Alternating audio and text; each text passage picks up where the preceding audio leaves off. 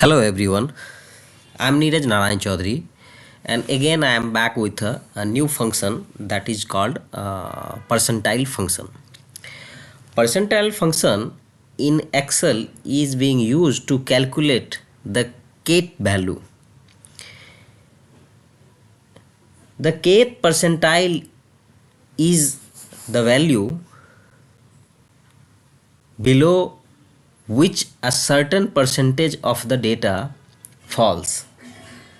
For example, if you have a list of numbers in Excel and you want to find the 90th percentile, so in that basis you can use a percentile function. So let's learn how to use a percentile function. So this is our data, entire data which we have, and we need to find 90th percentile of this data. So its syntax is like equals to percentile. You can use simple percentile tab. Now it's asking for a array which is range, so just select the range, entire range, and comma. Now it's asking for a k value. K value is the which percent do you require.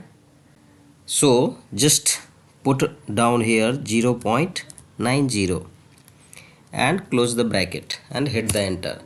Now you get the answer as a 89.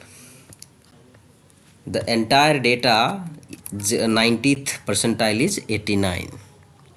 So in the same way, if you want to use 75th percentile, you can use the same percentile and select the range, and now again asking for a k value.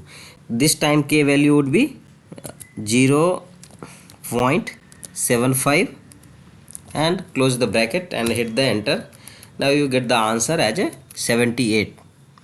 78 is the 75th percentile of the entire data. So in this basis you can use a percentile function at your day-to-day workplace,